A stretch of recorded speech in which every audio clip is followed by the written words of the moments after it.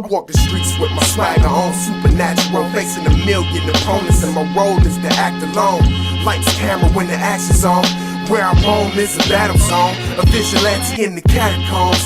But I rock with a hot shot like a clock when it's cocked and popped and the lead is gone. People say that my head is gone, but it's them same people with need of my help when I'm heading home in life. They say that everybody got a purpose, so I roam the city streets like faulty cellular service. The hot shot, sharpshooter, superhero, destined to shine like light through the dark and evil. I fight for what's right in the hearts of people and try to open your eyes, cause it's hard to see truth. You ever feel like everybody's the same but you different? That's when you know you're here to make a difference. Hot shot, you got a choice to make, stand up or stand down. Fight or flight, get up, bang out, the world's wait, can't wait to see what you about. It's showtime, act now. Hot shot, you got a choice to make, stand up or stand down. Fight or flight, get up and bang out, the world's wait, can't wait to see what you about. It's showtime, act now. Hot shot.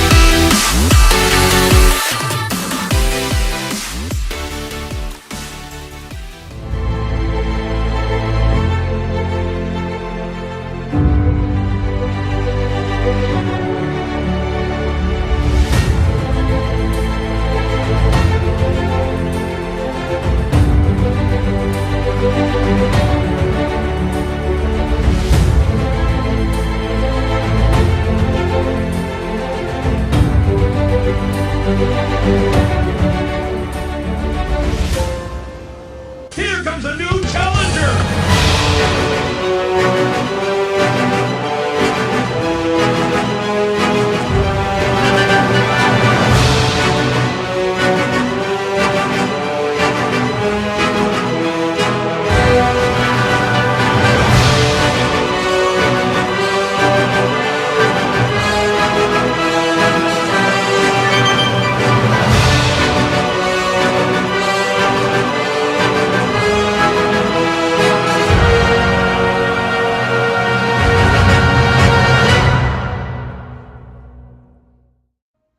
What's up, everybody? We're back for the part 2 of the 2 double hitter multiple episode tonight.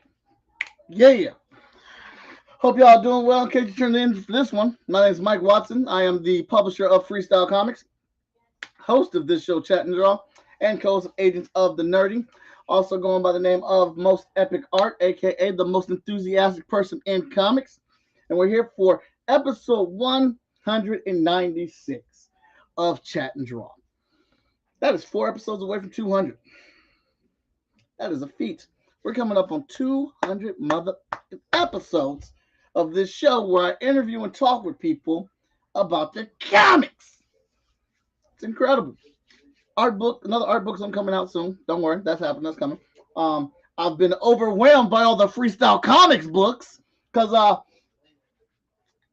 we about to deliver on these Kickstarters this weekend.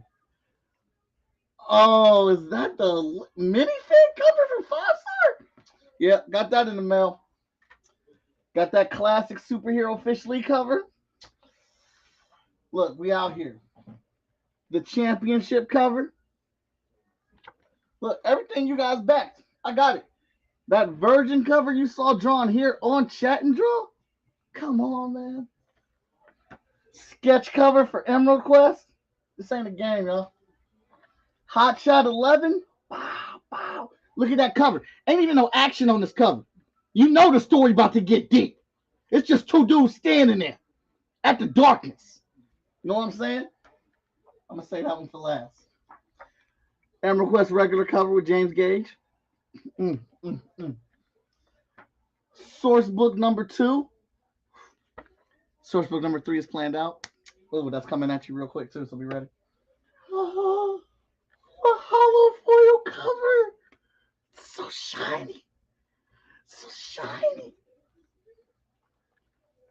then my man, because we get one every time, the Sean Hill cover.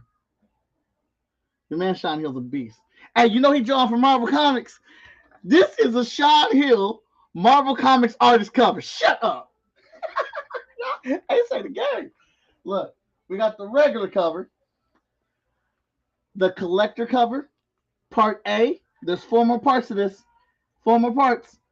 You'll get the next 2 parts in our next Kickstarter on the 8th. And probably my favorite cover, second favorite cover, the barbershop cover. Your boy's getting lined up. He's getting lined up, y'all. This ain't a game. This is my favorite cover. That's my favorite cover for Emerald Quest #1. The skull in the reflection of her sword. What does it mean? Death is on the horizon is what it means, so you need to cop that. This is awesome. Look, just look at that. So, Tony Clapper's coming up to Columbus this weekend. Danny Cooper, editor-in-chief, coming over to my house this weekend. We're going to fire up the grill. We're going to take the books up to the living room. We're going to start packaging. We're going to start taping them. And we're getting ready to ship them out this weekend. Emerald Quest and 5-Star at the same time, just in time for the Vigilance launch, where you can get part B and C of the FSK Collector's cover and a lot more stuff.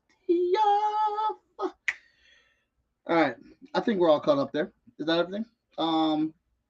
Comics are awesome. Yes, that now covers everything. So let's get to my awesome guests that are coming on the show with me. We probably got 1 or 2 announcements to coincide with this appearance. How do we do this? Oh yeah, this is how we do it. Here comes a new challenger.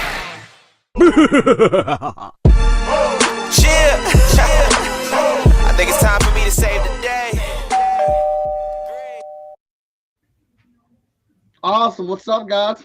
What's going on, Mike? How you doing, man? Doing good, man. So let's see here. Is that it? Oh, why didn't it highlight? That's dumb. YouTube episode. Oh, I see why it didn't highlight. I forgot to give that to y'all so I can share it out. All right. So we are here. I'm very excited about this. We've been here for part 1. We've been here for part 2. Yeah. Part 3. Now, my brothers over here just said we come here for not part 4, but part 5 too. We wrapping this bad boy up. Yes, we are. You know, man, it's story's too dope to separate it, man. This is like we giving you the Deathly Hallows 1 and 2 in one piece. We giving you Return of the King. You know what I mean? The Hobbit. You know what I mean? Whatever it is, your epic conclusion, man, in one shot. We can't have y'all waiting like that. Okay. Like most. Okay. So Shady Malachi's in the building. I'm sorry. Sorry. He's not sorry. Hey, Malachi. Yes, sir. Speak the truth, baby. Speak the truth. I mean, I tried not to shy away from the truth. You know, it burns hot. Hey, things happen. I understand, but you know, I'm still waiting for a couple packages. I'm not gonna wait for a couple packages from some places. There's a pipeline shortage. Well, there is that. So I got the link. I got the link in the chat, y'all. So go ahead and click on that link. This is I think I already pledged. If I haven't, then I'll do it again tonight. There's so many damn Kickstarters coming out with stuff that I want to read. It's ridiculous. It's very hard to keep up. But I'm excited about this one. And it made me even happier that y'all just said, okay, y'all doing part 4 and 5, so we get the conclusion. So, because I don't know if my nails can handle it anymore, the nail biting and the waiting. Yeah. I was like, I know the next part's going to be good, right? Yeah. But then in the back of my head, there's still one more part, damn it. It's going to be delicious, not watering and succulent. What? I mean, is it not finger looking good, Brian? Come on. It's not. What? Why are we at this space this early in this? We're 10 minutes into the thing. 3 minutes into us being on screen. I need you to stop acting brand new. Okay, you already know. Too early. It's too early for this. It's never too early. It is. It's way too fucking early. Never. There's a line. You step behind it. But Brian, you act At like least I, until like I never 45 minutes stepped in. you on the line. He said there's a line, you step behind it. You always do this though. He's so Just later in the show. I'm not saying you're not going to do it. I'm saying it's too early in the show. You're going to get there. you Just can't wait. control the plane. Just wait. I'll build it up is what you're saying. Yeah, man.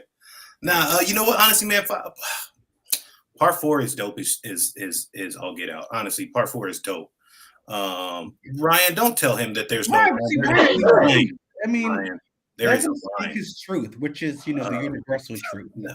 Thank you. But yeah, no, 4 is so dope, man. And 4 ends on such a high note that and honestly, man, we just want to finish. There are, Malachi said it in a slightly more shady way, but it's true. Like a lot of people, a lot of indie creators aren't fortunate enough to be able to finish their stories. You know what I mean? Like that's one thing. Like this industry isn't easy on creators. So to be in this place and to be able to actually finish a story up within, this will be technically like a year and a half. Yeah. That's bad. I think that's pretty awesome. And so I really wanted to do that. And that's one of the reasons for not delaying issue 5. Like, let's get them both out. Let's get the book to the audience. Let's get the trade out after this as soon as we can so that we can actually get the story going. I feel like I don't know, man, that's way more important than like the ego trip of doing another campaign and another campaign. Yeah. Okay. That's a lot. I feel it. I respect those sentiments. I'm looking at the Kickstarter right now. I have already backed it, so I'm getting my shit. I don't know about that. The rest of y'all better back. I put the link in. The rest of y'all better get it. Look, Please and thank you. I have very rarely seen an actual story arc put together, with crossovers with these characters, and then be executed on Kickstarter, and then be delivered on Kickstarter every time. I don't know why you ain't backing it now. Whoever's watching us on Twitch, YouTube, on Facebook channels, you need to be going over backing it because they also got all the other 3 parts available. I just never seen it, is what I'm trying to tell you. The man they did a Kickstarter and they said part 1. I said, who the hell did they think? You don't bring part 1s. Oh my! Or a Kickstarter, you bring a single issue or a trade. These motherfuckers said we're gonna bring you part 1, and I was like, they ain't gonna deliver on part 2. That shit ain't gonna happen. It's gonna be a year away. And 2 months later came part 2. Was it 2 months? It was 2 months later, right? Yeah. We went October to November, and then we were back on in February. But I got to tell you, so Mike, last year Brian and I were having a conversation, and he flat out asked me. He was like, "Hey Malachi, is this too much for you? Do we need to slow down?" I was like, "No." I think that was in the time where before we launched in February, right? And I think that was even before I told Lawrence, like, "Hey, we're going back in February." Like, I knew we were going to come. We were already in production, but like we could have waited till April. You know what I mean? And taken a little bit of a break. But at the same time, you got to strike while the iron's hot. You got to do what you got to do. You got to keep pushing through. And like I said, a lot of people don't get to this point, man. Like you said, a lot of people do single issues, or it's like an ongoing series. Blah blah blah. It's very very rare that you get like the pieces, like 1 part 2, you know what I mean? And then be able to do it. So the schedule was actually pretty, not frantic, but it was a busy work schedule. And I'm still getting Facebook memories from part 2, you know what I mean? Like at this exact time last year, I'm getting Facebook memories. So it's beautiful to be at the end of the series, again, basically like a year and 3 months, year and a half on the outside from when we started. Honestly, Brian, it speaks to your vision because you had a set of goals that you had in mind.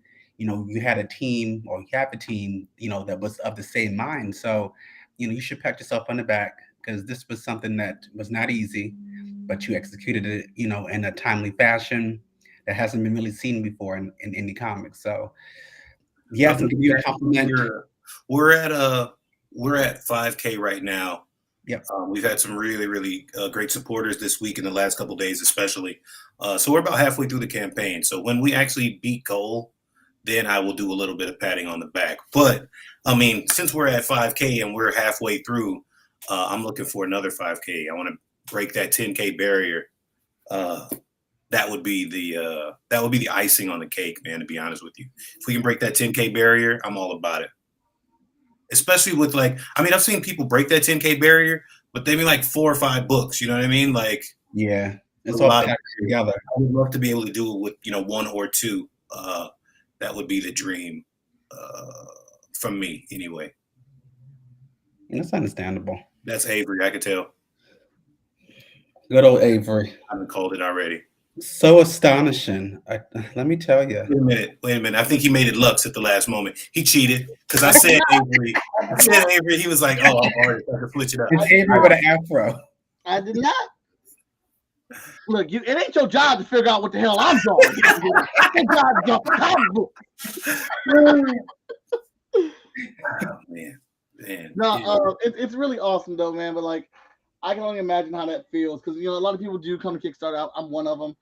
A lot of people that we work with in our community go to Kickstarter, and it's like, all right, let's get this book out, and and then we'll figure out what to do with the next one. The scale and scope of you guys saying that we're going to do a crossover from other studios with other characters, and we're going to put each part on Kickstarter, and we're going to be dropping these rapidly throughout the year, and then here you are a year later wrapping it up, and your year comments are coming back to you. This is where you were a year ago at part 2. And now you're dropping part 4 and 5. And I also think that's coincidentally nice that that's part 2 that's popping up, and you're dropping 2 parts, two. Right? It's very mimetic, and honestly, dude, I love what we do. I think that it was a little bit easier for all of us a year and a half ago, even because we got more interactions with groups and on, and the algorithm, and you know what I mean. So the changing landscape continues to be a problem for all of us, I feel. Or not a problem, but a hurdle for all of us. So again, to be in this place and to be able to kind of to jump over that is, well, that's dope. It's the dream. A lot of people, they are fortunate enough to see their own books in print and to hold, their floppies and stuff. But honestly, for me, it's never really been about the floppy. Like, it's cool seeing it, but for me, it's always been about the trade I've wanted to see, right? Like, I want to hold that.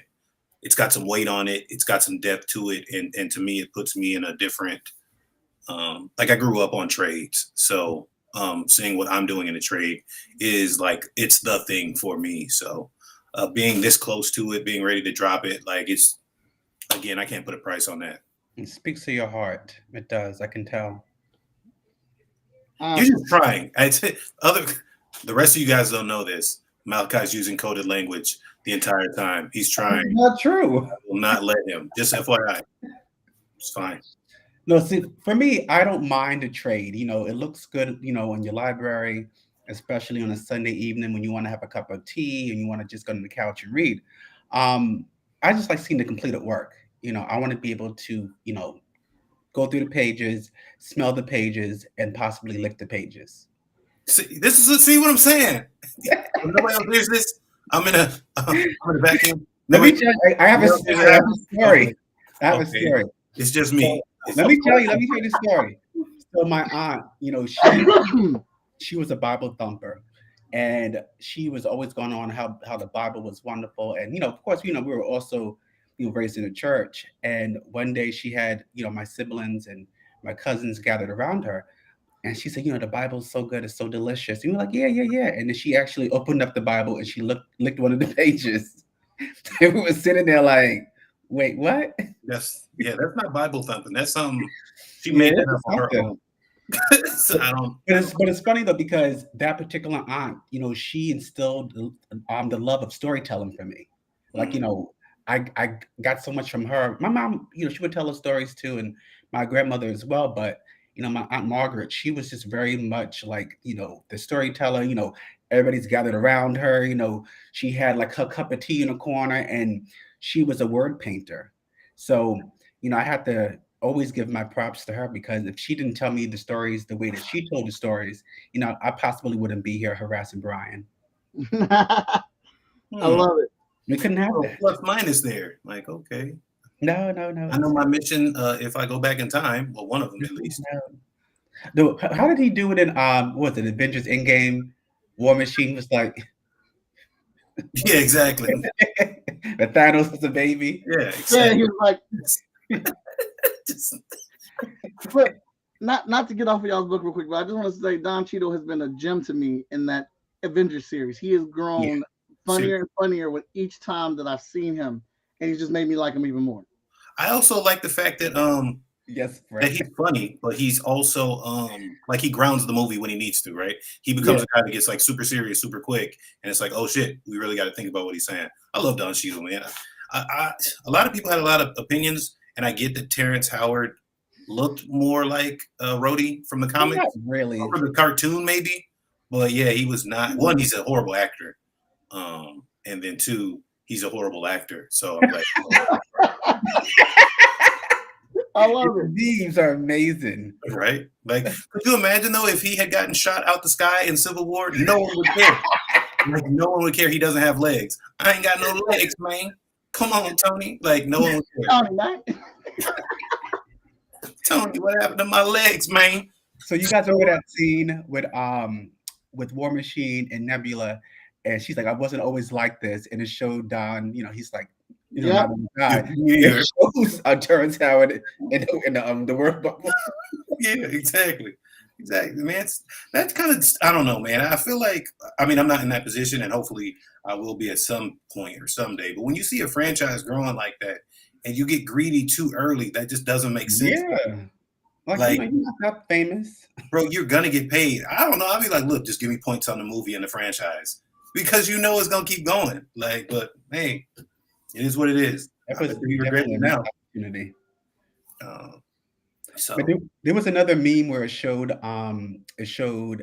you know, him as War Machine or Rhodey, and it was like kind of faded to gray or faded to black, and the caption was like last online 13 years ago. Oh god, yeah, I've seen that one. That one is amazing. I gotta share it later. Yeah, he's something special, but you know, he is. Whatever. What? It is what it is. Yeah. I'm just looking forward to Doctor Strange in 2 months. I really am. I'm looking forward to Doctor Strange. What I hate right now is some of the online commentary. Like, I hate people who are defending Scarlet Witch like she's not a villain. Story-wise, whatever. I mean, no, story-wise, she's also a villain, right? But we're looking at a trailer. The trailer literally frames her like in red, evil eyes, the Kubrick, you know what I mean, like angle. So you like it's giving all the cues, like, hey, she's gonna be a bad guy in this movie. But I mean, that's not true, though. I think that's throwing us off. I think she is gonna be a bad guy in the movie, but I think her line isn't in reference to what she's done. It's in reference to what she's going to do. Exactly. In this film. But that doesn't make her any less of a villain, though, right? Yeah. Like, actually, those actions. Troubled character. She has always been troubled since 1964. Come on now. We're not talking about 1964. It's MCU. But I said since 1964, she's always been that character. She a villain. She a villain. It's the MCU. Not. She is a troubled white woman. Aren't they all villains? Anyway, Scarlet Witch is always going to stand by me. I love her. She can continue. Still a villain. You just like a villain. Huh? You can like a villain, man. She's a villain. She is not. She just has issues. She enslaved people. Now, she did. She did not know she did not realize she was doing. She was unaware. Thank you, Mike. No. She was immediately remorseful when she She apologized. She was remorseful that they felt pain. Go back and watch it. She wasn't remorseful that she did it. She was remorseful that they felt pain. Hey, see, this is why you can't have an argument with a writer. They pay attention to too much shit. I mean, Brian's wrong though. I mean, I'm not. No, he is right. No. I was knew that they were in there with her. I was hoping they were in there. Over that. And that's what she felt bad was when they were like, we felt all that. We felt pain. And she was like, oh, I'm sorry. I just wanted my fake robot husband and my imaginary children. Milk Vision. I don't have to. Thanos did. Milk Vision. So that's another question, though. So are we going to see Milk Vision again? At some point, we probably should because he was not attached to the world, her, right? Like, she didn't make him happen. Yeah. So yeah, she's still a villain though. Don't try to change subject. Look, Monica Rambeau. We need to help her, even though she did all these crazy bad things. She's not that evil. Let's stop the bullets from hitting her. Listen, Wanda will always be one of my favorites. So I'm going to stand her until I am in the casket. What does her being a favorite have to do with reality? I'm not saying don't be a favorite. She alters reality. She makes reality what she wants it to be. So if that ain't the most colonizer thing I'd ever heard in my life, wait a minute. They're savages, but they have more medicine and better architecture than you. Savages. Thank you. Wanda is here to save lives. So did you read The Trial of Magneto? Or did I tell you about it? I think I told you about it, right? What does that have to do with the MCU? Stop. No. I need you to see that she is, she's redeeming herself. So stop switching. Listen. Stop switching. It's not the same. But they draw material from it. Which is crazy, right? And they call it Earth 16. It's what you just said, though. She's redeeming herself. Yeah. From what? She made a mistake. Have you never made a mistake? Have you never enslaved? I ain't never made a mistake and killed 20 million people. Have you never done that before? No, 20 million people. No more mutants. All y'all dead. What? That ain't a mistake. But she brought them back. She brought back John Pouchstar. Okay, you know what? Once you crumple a piece of paper and then you straighten it back out, that paper is perfectly fine again. But it's not paper we're talking about. We're talking about mutants on Krakoa and Araco. That's even more important. No, you won't have this, Brian. I won't let you have it. You lost it a long time ago. I did not lose it. Saying words and stuff, which is cool. Just continue saying words. You're a writer too. Good job. Word. I am a writer. It's true. Yeah. And Doomsmith. I feel like we'll have to come back on another chat and draw because she's gonna be evil. She may not be the big bad, right? And I've never said she's gonna be the big bad. But one, she's reading the Darkhold right now. Yeah. Two, she just enslaved a bunch of people and changed reality. What's going to come down to is like, oh, Doctor Strange, when you change reality for some shit, people still like you. But when I changed reality, it was unfair and they didn't like me. And then she's going to do some villainous shit. Now, again, that don't mean she's going to be the ultimate big bad, but she's going to be a villain. Well, I guess we'll see you on May 6th. I guess we will. Yeah. She's still a villain right now, even if we don't see her on May 6th. No, Brian, just stop it. She enslaved the whole town. She enslaved the whole town. An entire town. It's a whole town. Actually, 2 towns. Because one town wasn't big enough for her. She was like, I want another town. What was the other town? Remember when she expanded? She took over a whole other town. Remember, it was at the border of the first town. Her bubble was the hex was at the border of the first town. And she got mad and expanded, which means she took another town. A whole car dealership, all kinds of stuff. A whole car dealership. She did. Well, it wasn't Agatha all along. So are you looking forward to her show that's coming out? I think it's kind of unnecessary, but okay. I like the actress, so I hope it's cool, but I also hope it's like a limited thing, right? Like I don't know if you build another franchise around Agatha. I do like supplemental materials and stuff like that, which I think those are kind of cool. Or if they build it as like the next part of the Scarlet Witch saga, you know what I mean? Like a little like off centerpiece that dovetails back into Strange and all the magic and everything they're building out. Like I think that'll be cool. But look, man, I feel like Guardians of the Galaxy is like a one-off, right? Like you could James Gunn did such a good job with the first movie that you can kind of build a franchise around them. But then at the same time, the second movie was like fun, but it wasn't good. So how do you continue to do that with like D-list characters? Well, so you have to bring in characters who have not been introduced yet to the MCU. Like for me personally, I want to see Moondragon. She is a longtime Avenger, Defender, Guardian. Wasn't she part of the Infinity Watch in the early 90s? So she has to. I think she was part of the boring characters of the MCU. Who? Moondragon. I just made fun of her. She's not boring. She's boring to me. I don't. Oh, have you read any like recent Guardian issues with her in it? She's boring. Have you though? You didn't read it. See, Malachi just don't want to listen to me. I said my opinion. She's not making any sense. She's not. Moondragon is a wonderful bald-headed lesbian. Okay, so we need to see more of her. What does that have to do with her being interesting? I mean, she's married to a woman, so you don't really see that depiction in comic books. That's different than interesting, though. I don't have a problem with it, but I said interesting, right? You said diversity and inclusion. Let's bring her on. She's still not interesting. Same thing in my book. What? That's not what makes it interesting, Malachi. That is their personal preference. What makes them interesting is their character. to the same tired narrative that's been forced down our throats for the last 70 years in comic books. So, what's the tired narrative though? But that's a difference, right? Like that's a difference between what we're talking about entertainment and we're talking about inclusion, right? The entertainment is boy meets girl or whatever, and blah blah blah blah blah, right? Like that shit is boring. I agree with you there, right? Yeah. The diversity piece is dope, but that's not the only thing that makes Moondragon like an interesting character. It's the writing, it's the character development, and blah blah blah blah blah. That's like if a character's only interesting element is that they are black, or their only interesting character element is that they are Latino, then they're not an interesting character. Like, agreed. You, LGBTQ, Black, POC, everybody, they deserve characters that are full as well as representative, is all I'm saying. Like, it's so Moondragon is not the only one, right? Like, I don't find Moondragon particularly entertaining. Like, I don't find Moondragon like a dope character. I don't have anything wrong with her, but I don't think like not one that I go after. But there are a ton of other LGBTQ characters that I'm like, oh yeah, they're dope. You know what I mean? Like, I'm interested in that character. I even liked it when they made Iceman. But it was the Iceman from the past. No, I don't like the way they did it. But Bobby having a string of unsuccessful relationships, blah, blah, blah, blah, they could have done it a bunch of different ways. I like Bobby being gay because I don't. I just think I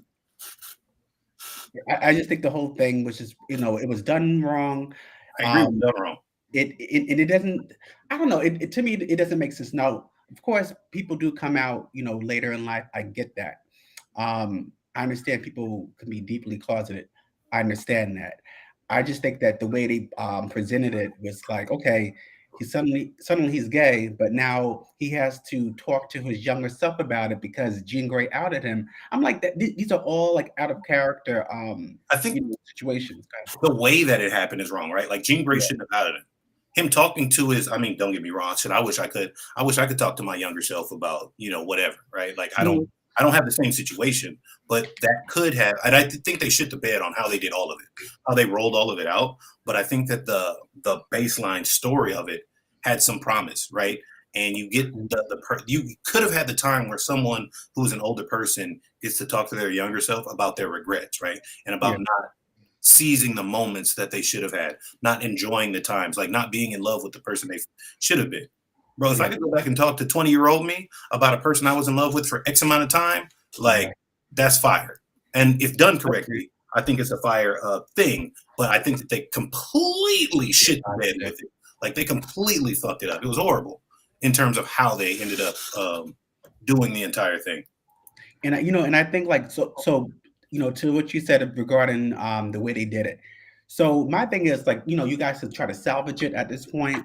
But then out of nowhere, when he has his series, he's going to drag shows, and there's what's that? My daughter just drew this.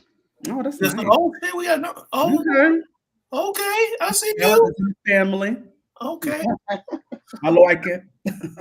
So the best company to come and work for later on in life is Wingless Comics. Please and thank you. FFA nepotism, you can't do it. All right. Are you gonna try to steal my daughter on the show? He needs to be paid. Bro, you snooze, you lose. You're bad. Damn. I want to mentor these artists, fam. It's about the community. It's not about you. It's about the community. For the children. She just showed me. All right, so to bring it back to some indie stuff real quick, since this dude wants to talk about stealing my kids on my damn show. Very excited that Brian J. Lambert is going to be writing Emerald Quest starting with issue 5. Yes. Yeah. That's exciting. On the back. Yeah. Yes. Years.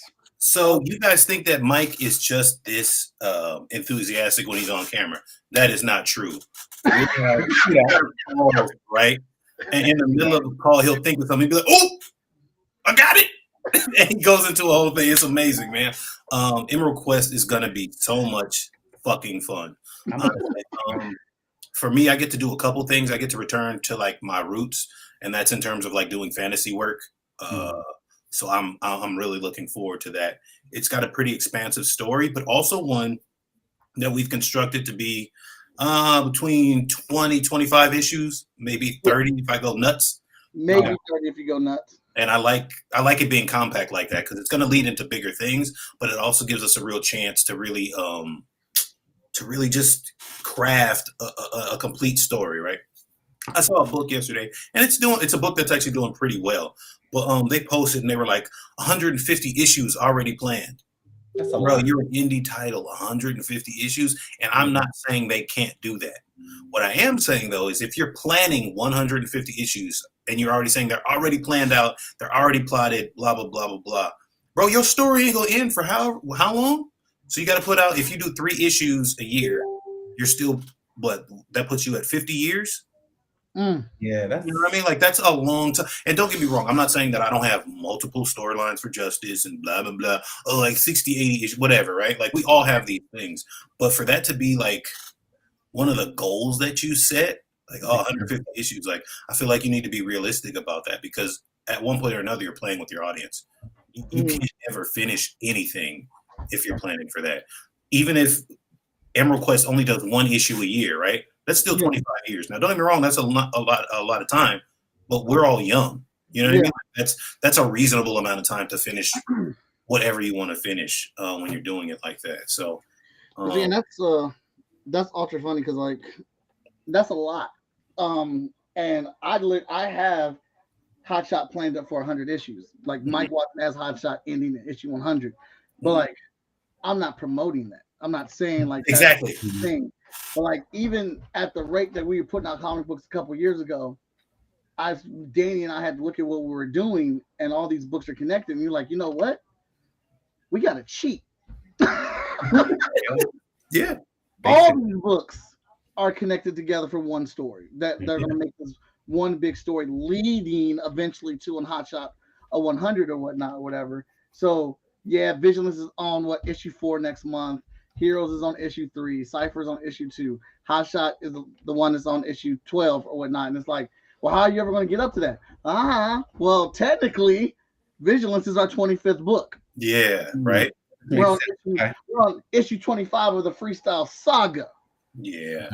You know what I'm saying? So there's got to be, you got to be, I don't know, you got to be creative with how you pitch these things because, you know, I could go to a show and say, yeah, man, I got a plan for 100 issues. Well, where you at? I'm on issue 11. Well, how long did that take? 20 years? Yeah, right. Exactly. It seems a little ridiculous when you put it out like that. Again, I'm not stopping anybody's dreams at all. I'm not trying to stop nobody's dreams, but however, be like a little bit realistic with some of this, and even realistic with our what we want to give the audience. It's unfair to the audience. Oh yeah, y'all gotta wait 75 issues to see what's really going on. It's torture. Like what? Why? Yeah. So hop on to something else. Yeah, exactly. Think about any other comic series that's gone to 100 issues. Now, don't get me wrong. There have been a bunch, but the narratives have changed. The characters have changed. You know what I mean? Like so much changes within 100 issues. 100 issues is a lot. Even if you're doing 12 issues a year. But they don't even do that anymore in the comic books. You know, they do the opposite. Like they have like a new #1 of Spider-Man or X-Men, and they'll probably do maybe 12 issues, and then they relaunch it again. And when they want to do their legacy numbering, it'll be like, okay, if we had stayed on the path, this would have been issue 100. Yep. So that's something that, like, I like seeing like the large numbers, you know, Uncanny X-Men, you know, 302 and so forth. Well, DC still does it. Yeah. Yeah. DC and I like that, you know, it's something for the I guess just old time fans, you know, who grew up reading these comic books, but he's still trying to appeal to the new people. So number 6 as opposed to a detective comics issue what is it in the thousands already? Yeah, he hit 1,000. Yeah, so it's like it could be a little daunting. Yeah, I get that, but then that's but you also have to. But so I think that's like a double-edged. Okay, so when you're a small press publisher, I think it's a double-edged sword. When you're as big as Marvel or DC, or like look at Shonen, like Shonen Jump, bro. Like you can still. One Piece is at what 4,000, or you know what I mean? Like you can continue to do that, but I just feel like it's a little, man, I don't know the exact word, right? But it just feels a little wrong, for lack of better words. as an indie publisher to be like, I'm gonna do 150 issues, right? And at the most, you're releasing 3 a year. It's presumptuous. Yeah. Yeah, it's presumptuous, right? Yeah. See, Yes. Yes. Some people look at it though, like eventually the success or that kicker is going to happen where their book gets picked up or they hit, they break the internet, and then a supplement of money's coming in to speed up that process. Yeah. Potentially when you're looking at a thing like that. I don't think I was thinking about any of that shit when I said Hot Shot was going to go to 300. I think I just was saying, man, how cool would it be to end the series on 100? That would be so damn cool. Yeah. And just say like he's done right there. But look, if you do your same type of production, right? And if it takes you another 4 years to do another set of 25 books, that's not bad. Because in 12 years, you've done 100, right? Like, and then it's over. Like I said, Malachi hit the nail on the head. It's presumptuous. And I think that's my problem with some of it, right? Like, and don't get me wrong, I've never said how far justice is going to go, when it's going to end, on and on and on. But it does get presumptuous at one point or another when you're just, I'm going to make comics till I die, right? Like, I'm going to make comics until I can't make comics no more. Now, that could be 150. That could be 200. Who knows? Like you said, you get that influx of money or whatever. But at the same time, I don't know. It's just like a different connotation, a different way of looking at it. If you're building to something great, and sometimes it could be a short story, and I guess in the scope of things, like Alan Moore, he did Promethea back in 1999, and the number 34 was always featured in some way. Because Brian, like I was telling you when I was reading it last year, and he made sure that he ended the entire series on issue number 34.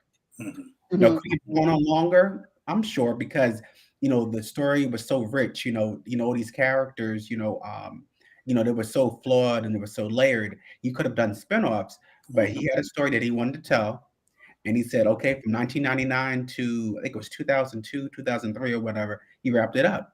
Yeah. So I'm gonna pause right there. In case you haven't figured out, or your guesses at who these three women are. Number one, it's Women's History Month. Get your shit together. Celebrate women.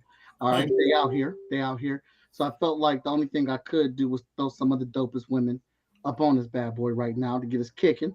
The Nightfall Kickstarter is going currently right now with 15 days left to go. The Vision Kickstarter pops off next Tuesday. And what I'm saying, I've been in talks with Brian. And if you pledge to the Nightfall Kickstarter, and you pledge to the Vigilance Kickstarter, you're getting this print at the physical level. And there you have it. Yes, sir. Yes, sir. And I like it. And what's cool about it is it's getting drawn by me and Brian's coloring. It's gonna look amazing. Look at you, Brian, doing extra stuff. Right? I love coloring Mike's lines. I ain't gonna lie, man. You like it. I see. I do. I can't wait to see it. So, gentlemen, I am sorry, but as you can see, I'm in the collar shirt. I'm doing a little bit of double duty. So I have to run. Mike, it already looks good. I can't wait to see the final. I appreciate you giving us this platform. I appreciate that you're going to stay on. I have to deal with Malachi. I apologize in advance.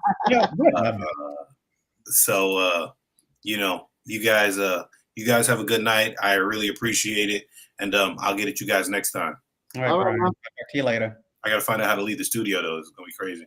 Where we at? Mike, just boot him out. I thought he'd never leave. Gosh. Right, now the conversation can begin. Right? All right, so tell us about your character, her. I know you're still getting your stuff together for your first issue, right? Yes, I am. So her is my baby.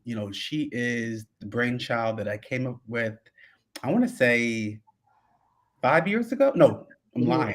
7 years ago is when I first created her, because but people who are watching may not know. I actually wrote my first novel called Her in 2016, and it's about a woman who doesn't remember who she is. Turns out she is immortal and she's reincarnated in her current life without any idea of who she is. So she meets up with this guy who ends up saving her life, and they have to go on a run because an ancient evil is tracking her and it wants her dead permanently. So that was released in 2016.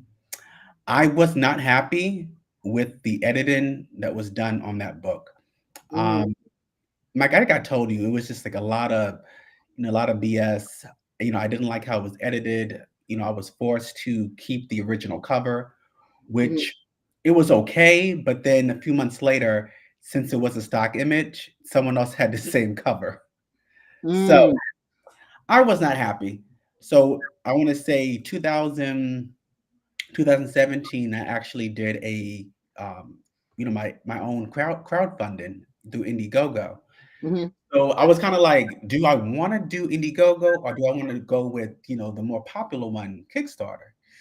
But as you know, with Kickstarter, they're like, hey, if you are a dollar shy of reaching your goal, you don't get no money. Right. So I was not, I wasn't sure that I could get the funds. So I said, let me just go with Indiegogo because if I don't reach the goal, at least I'll get a portion of it. Right. And much to my surprise, I actually surpassed my goal. So I still got the funds for it. And I was able to start working on, tweaking the novel because I wanted to re-release it. And I think I did a vast majority of it in 2017. But then I moved, got, reacclimated to life here in Virginia, which is a Mhm. little different from Raleigh, which is different from New Okay. York. So when I moved to Virginia, I finally made a decision to re-release the book. So when I did that, I went with my original book cover. My friend, my longtime friend and mentor, Amy Hearn, she had illustrated the book cover for me. And for reasons that I couldn't, understand at the time, I couldn't use it. So I want to say 3 years later is when I actually got the chance to use it, and I loved it.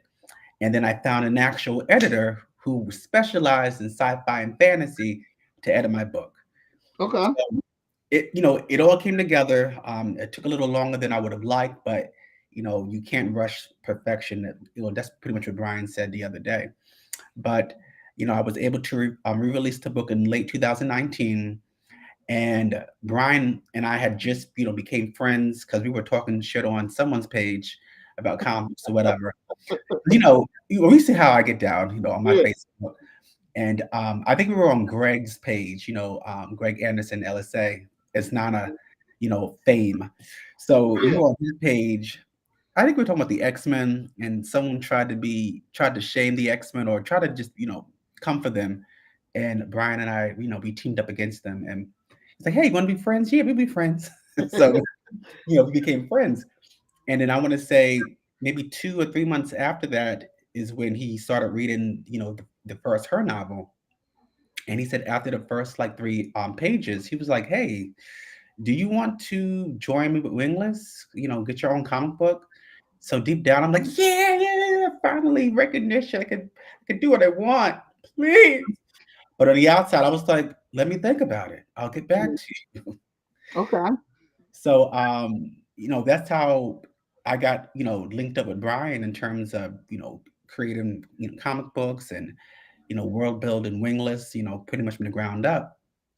And last summer is when I released the second book, Her God's Monsters, which is, in my opinion, you know, better than first book. It's definitely 40 pages longer.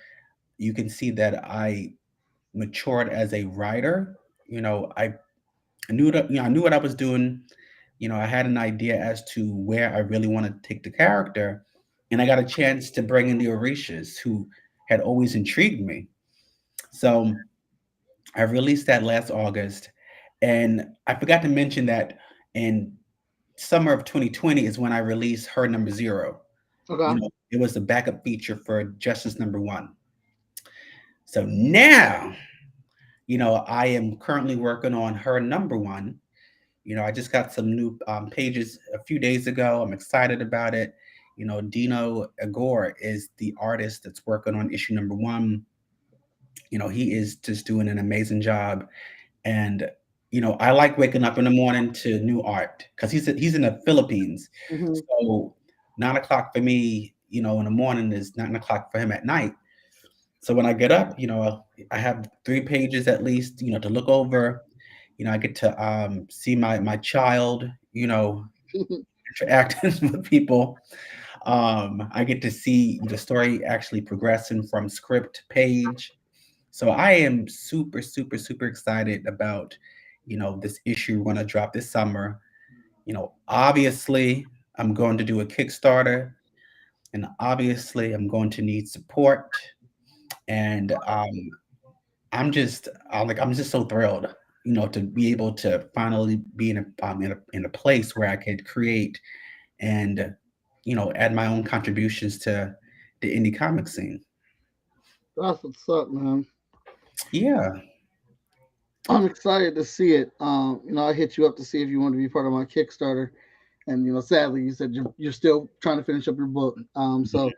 But I definitely wanted to get your girl in here. I drew her once yeah. before. I wasn't satisfied with that last drawing I did. I wanted to come back and do a sequel on her. Uh, I felt like she deserved to give her the right justice. I liked it though because that was the issue. That was the commission of her fighting justice Yeah, and how because that was what last was that wasn't it was probably last spring I want to say, and they were fighting, and you asked me like how would she defeat justice, and I said, oh, she yep, would drown him in his saliva. which was dope. I mean, just put a block. But Creative way of using her powers. and that's the thing about it. So of course, there's no real original power. With Mm, us being, in the comic book community, with us having read comic books pretty much all our lives and see it in movies. So it's a matter of how you're going to apply the power. yeah, So, we've seen hydrokinetic, superheroes in the past. They had like the water shields and, the gliding on waves and stuff, which is cool. And I guess I'm going to steal that too. But I'm also going to make, I want to steal all of it. But I'm also going to have her choke people with their own saliva. Um, you could actually blind them with their tears. So I'm going to do all of that because I'm a bit sadistic at times. ain't nothing wrong with that, man. It was dope when somebody finally made Sue Richards suffocate someone. They're Yes. putting a force field a circle force field in their throat. And he was I like, like it.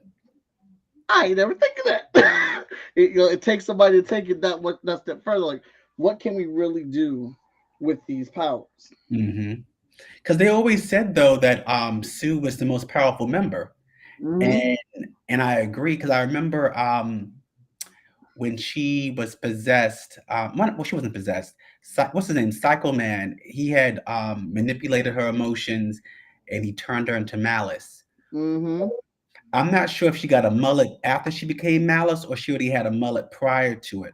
But either way, Hmm. she started wearing like, the dominatrix outfit with the spikes and everything, which was a Yep. hot look. And that's when she started doing like the invisible spikes. And, she was doing like the tiny force field blocking up your oxygen. I said, that's hot. And then of course you have that scene where they're trying to get through to her, and Reed slaps the crap out of her, and it's like you just hit me, and it's like yeah, well, if Hank Pym can do it to Jan, Ah, he didn't say that. I'm making shit up, but it's in that same vein. that same vein. But it kind of reminds me. I remember when Ultimates came out, so that was by I think wasn't it Mark Miller and Yep. Brian Hitch. Yep. Okay? And they had that brutal, fight between Hank and Jan. Do you remember that? Oh yeah. I mean, so I'm dramatic. So I screamed throughout those 2 pages of them fighting. Like he got the bug spray and she's running from it. I was like, okay, now this is attempted murder because she could like die. Right. I couldn't believe they took it there, but The Ultimates always has to do their version of, The classics. stories that we already know of. But see, my thing is with the Ultimates, I thoroughly enjoyed the first two trades, I want to say. Mhm. And then they made it so weird and icky with Scarlet Witch and Quicksilver. They did. And they try to condone it like, oh yeah, they're so yeah, naturally they're in love because they're twins. And I'm like, as a twin myself, I don't like that. That's not how I love her. That's And not that's how it works. normalized in comic books. So that's Yeah, what I never understood where Tony. that. I never understood where that came from, like ever. Like It I've was never so seen anything like random. It was so random. And the thing about it is, it was beautiful artwork that was wasted on that storyline. Because I think Joe Mad was doing Ultimates at the time. Mm-hmm. Joe Mad is one of my thank you. I just one of my favorite shirts too. Of the Storm in the last, I want to say, what, 40 years. Yeah. Mm-hmm. So but yeah, the Ultimates, I enjoyed it, but Joe Mad couldn't save the book for me. So I Mm. stopped getting it. Yeah, they did a lot of stuff. I mean, I did get it because Joe Mad was drawing it. Yeah, I mean, he I is don't, probably one of my favorites, like of all time. I didn't like the I didn't like the third run on Ultimates. What I was definitely like the what's in first it? runs better. Joe Mad was the third run. Okay, so he Yeah. was semi one. Yeah, I think a part of me was kind of getting over the whole Ultimate verse. By then, like I remember it was a big deal when it came out in late 2000 because Mm. it was modeled after the X-Men movies, so everybody was wearing the black leather, and Jean had like the Halle Berry haircut, even though Halle Berry didn't have the haircut in the first movie. But anyway, um, you had Ultimate Spider-Man, which I remember being mega popular when it came out. Ultimate Spider-Man was the best damn Remember? that thing. It was so I don't know how they did it, but it was everything that was great about Peter Parker and It Spider-Man was. redone. And even when they did their version of Gwen Stacy dying, for in Mhm. the Ultimates, that it was so freaky because that wasn't it Carnage or was it Yeah. Venom? So, I just thought it was so interesting. And then they decided to kill up Peter Parker in that world. I was like, wait, you can't do that to Spider-Man. And then we get Miles. So, Dude, let's I let's talk mean, about that for a second. yes. Number one, I hate when they announce deaths. Like Yeah. it's a rule at FSK. We are not announcing that. We're not announcing who dies. We may put on the cover Mhm. someone dies in this issue, or Mhm. this story arc's going to end with a death. But we're not about to tell you who's going to die, It's annoying. and we may not even do that on the cover. I'm just saying, don't tell me who's going to die. Don't Mhm. tell me the exact character in the like going to die because you steal my opportunity to feel the story. I Exactly. am a chump when it comes to my comic books and my anime and my movies, and I want to go through the experience. I remember when Lord of the Rings came out, the third movie, and the trailer played, and I watched it and I started tearing up. I was like, they're going to kill Frodo Baggins. And Mhm. somebody was like, Mike, did you read the book? I was like, don't you say shit to me. Do not say nothing to me until after I've seen this movie. Because I wanted to go in there not knowing if Frodo was going to die or not. Like, Absolutely. I wanted to, like, what the movie's already 3 hours long. Each movie, Mhm. I've been on this journey with them. I want all the pain. I Yeah. want all the glory. Yeah. And so when you announce that you're killing Spider-Man out of a mega series, a mega amazing series, I was like, nah, it's just a cash grab, dog. I'm just so disappointed with y'all right now because you should have just told the story. And then you announced that we're doing another Spider-Man, half black, half Latino. I'm like, Mhm. all right, this is obviously a cash grab now. Like, I don't even care anymore. And then I read that last the Death of Spider-Man story, and I cried. And that has never happened before. You do not like where they told me you're going to kill this character, and I still cried over it. Yeah. No, that story was fantastic. Its story was so good. Like Brian Michael Bendis knew everything to do to make this a Spider-Man story. Your Mhm. boy is getting kicked around and being bullied basically by Captain America to be Okay. told, oh yeah, to be told to stop because Shield finds out, all of Shield finds out that Peter Parker is Spider-Man. Not all of Shield, but the higher ups or whatever. Okay. and the superheroes do. And they're like, well, Fury's like, well, train him. Cap, Iron Man, all y'all train him.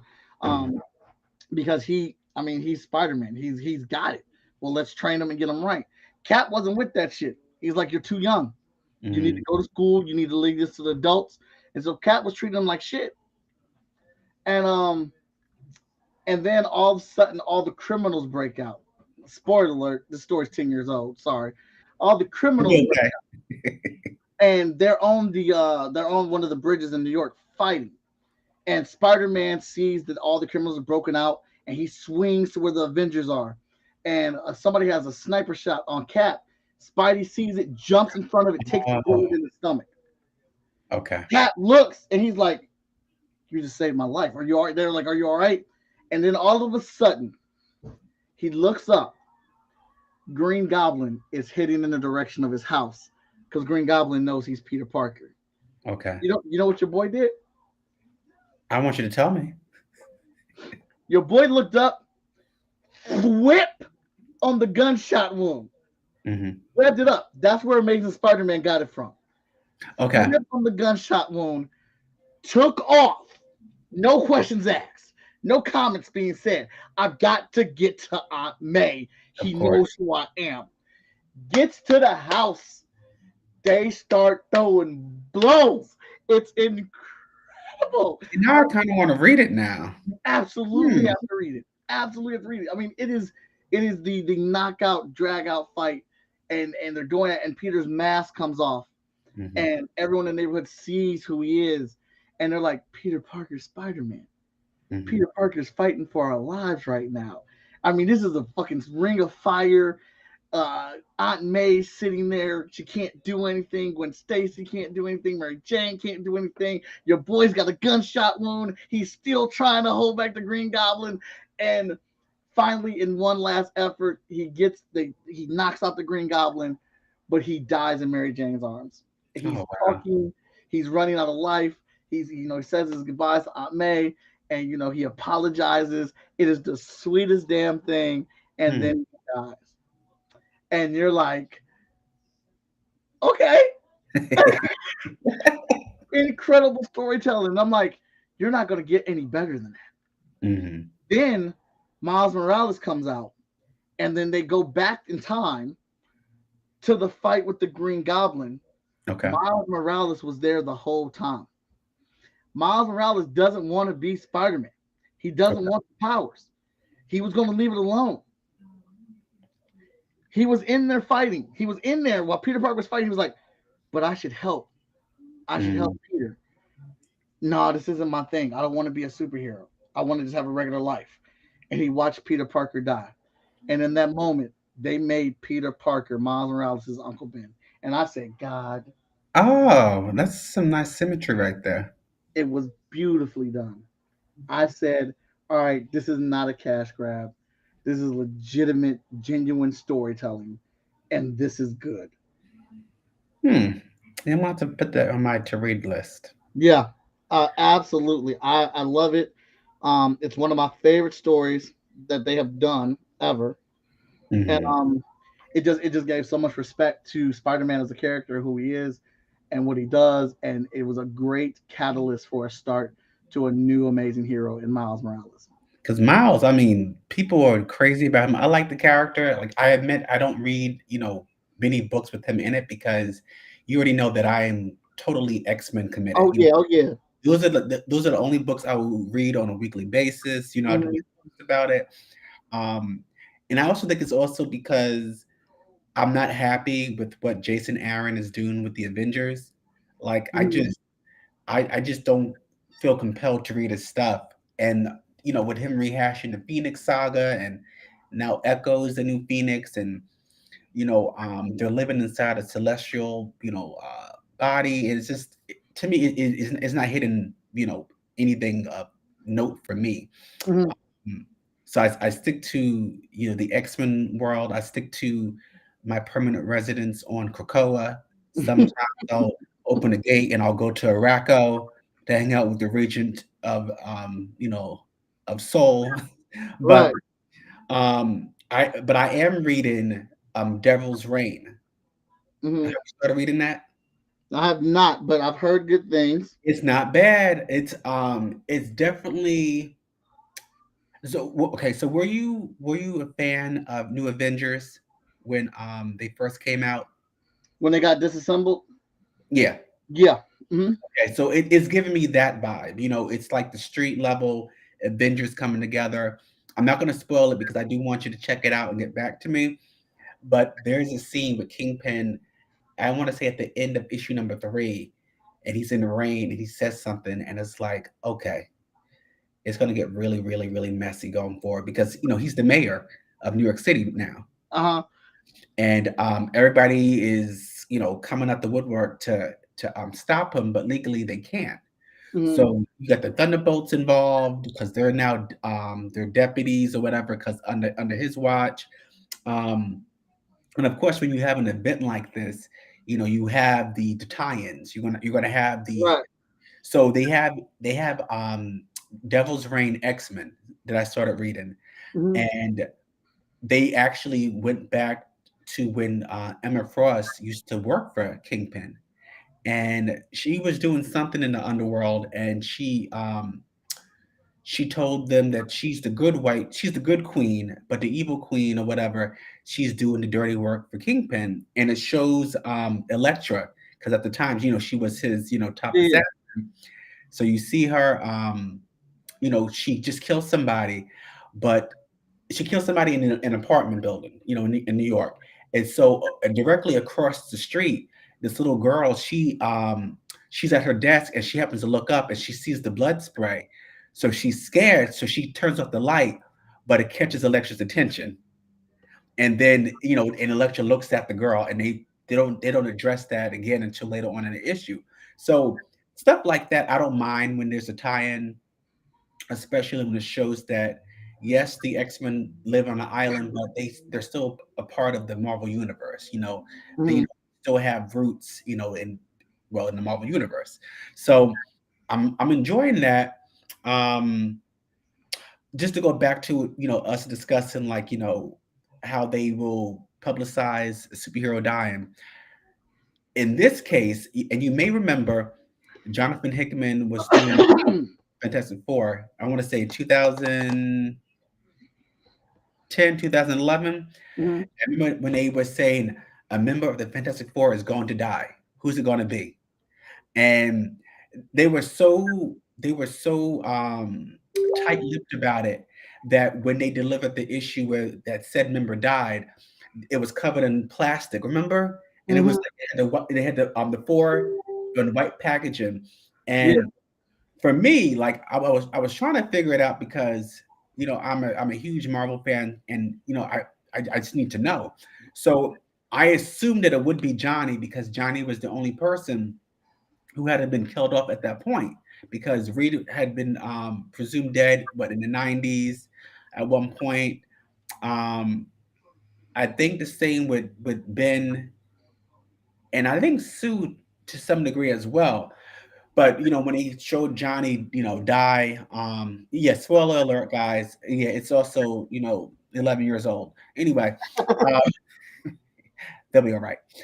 So when it shows him, die, trying to keep the creatures locked into the Yeah. next zone. Remember that? And you see how Ben is punching the hole because he's grieving, and they're at the bonfire, and you see Thor's actually crying, which you've never seen before. And then I think it was Future Foundation. So Future Foundation, or FF number 1, is when they started wearing the white suits. That was Hmm. And then you had Spider-Man. Finally, after what, 50 years, he finally joined the Fantastic Four. Hmm. So I thought that was pretty interesting. I liked how they were able to still keep that secret. But now, when you look at, and it's not just Marvel, it's pretty much Marvel and DC, and especially with their trailers, they'll tell you the whole story. Hmm. And I'm like, can I have some type of mystery? Like, as much as I lusted after the Doctor Strange trailer. I watched it like 1,000 times, Hmm. and I loved every scene. But at the same time, I was like, I could have seen a fraction of this and still would have been happy. Yeah. You know, bring back teasers. Just you don't need to tell me the plot. If I want to read the plot, I'll go to IMDb or whatever. But I still can't wait for that movie. Like, I don't know who I need to push down the stairs to make it happen. An old lady that I need to trip in a movie theater. I need to see that movie, and I'm thinking I may just go that Thursday because you know how they do like the early screening or whatever. Yeah. I may just do that. But yeah, I need to see that, and of course, later this month, Moon Knight finally drops, Yep. and that looks delicious. I'm looking forward to it. Looking forward to it very much. I'm very excited about the Doctor Strange movie. But at this point, as much content as Marvel's got coming out, there's so much stuff that we've had. That's how I've been able to control myself and Mhm. get myself together or whatnot. But that Johnny Storm one was a good one. But see, that's what I like. Like when they killed Wolverine and when he was deaf, and Yeah. you didn't know that Wolverine was a scroll. Yes. I'm the 12th Saga. Yeah, and Wolverine Remember was that. going toe to toe with death, and he That was was like, such a "Get good out of here, Scott! Get out of here, Gene!" And he just was going at it with them. And I was like, "Oh God, no! Don't take my boy!" And they killed him. I was like, "Ah!" I was like, "No, Yes. he's not dead." And then they showed the next cover of him on the autopsy table. Yes. I broke down. I was like, "Ah! This is the one that got me into the It's funny movie." you say that because I was being nostalgic. Like I'm gonna say that even 3 days ago, and I was reading that issue again, and it Yeah. just took me back to junior year in high school, and because it was the big the millennium was coming, so 1999, everybody apocalypse is finally achieving its goals, and I remember when they had his body on a slab, they had Storm. She said Professor X, they have Wolverine, he's dead, and it shows that caption over the scene where everybody's surrounding him, and Mm-hmm. because I think at the time, yeah, Mara was a member, so she's next to Gambit, and then Mm-hmm. you had Kitty, because Kitty idolized Wolverine since what Yeah. 1980, so she's the only one who's visibly like distraught, like she's tearing up, she has a snot nose going on, she's like, how could this have happened? It's fucking Wolverine, he doesn't die, but that whole arc was good to me. I was a little thrown off when you had Cyclops merge with Apocalypse, and then they did Ages of Apocalypse, for early 2000, Yeah. Yeah. and then later, it was like, I mean, I understood it because he was after X-Man, so Cyclops' body would have worked just as well as a new host, but it would have been nice to have seen like Apocalypse, die, because it was always Cable's mission, to Mhm. kill off, Apocalypse. But I mean, that was some. I mean, that's for me. That's what I grew up on. Those are my X-Men. When they had the quote unquote shattering team, which Kitty's back, Colossus, Nightcrawler come back from Excalibur. But I know recently, very recently, they released a mini series. This is another topic, just so you know. Doctor Strange, like they decided to kill him off, Mhm. and then they call it Death of Doctor Strange. It's like, but why? Right. He's literally getting his own movie like in like 2 months, but now you want to kill him off? Like you had all this time to do that. Yeah. This movie's about to go hard. It's about to get a lot more Doctor Strange fans. Of Or whatnot. course, the new ones. Absolutely. Yeah, man. I just like, but that's what I like. I want to go through the experience. I want it every single time. And then Wolverine ended up being a damn squirrel, and I was like, "Wow, Yes. you just took that moment from me. Thanks a lot." And then you do Death of Wolverine, and I still to this day cannot tell you if it was a good story or not because you told I me. can tell you, it was not a good story. Let me just clear that up for you right now. The only scene that I enjoyed from it, um, Storm Fort Sinister, and she changed the oxygen in his lungs, and he started like vomiting, and he died. And she was like, "Okay, he'll be fine. He'll recover from that." And then Mystique was like, "Well, Storm, you really changed." And then Storm was like, "Well, Mystique, you never change." So it was an exchange that I enjoyed, but Mhm. the event it didn't need to happen.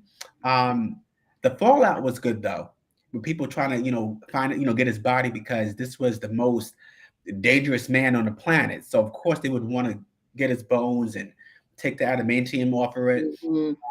I loved how his children, good old X-23 and Dakin, and I think Honey Badger was around at that Yes, time you are. too. How they would want to see who's going to be the next Wolverine, who's going to take over the mantle.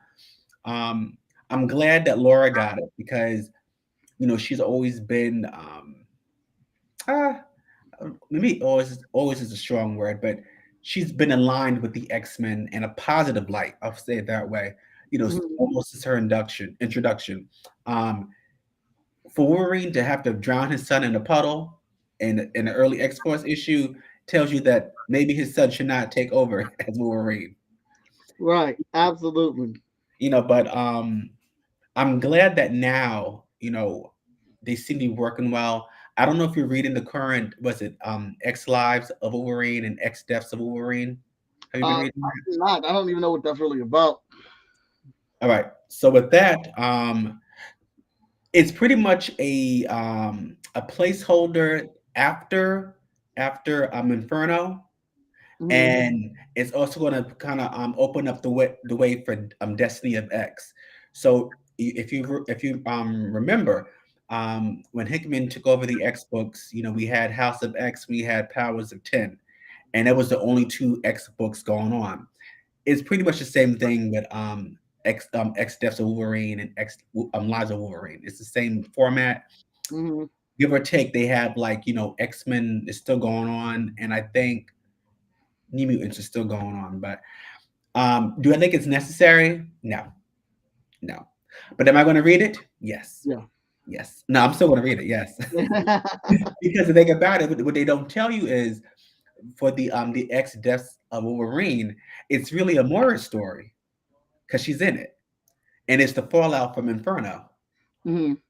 And you don't realize just how ruthless she is. Because did you read Inferno?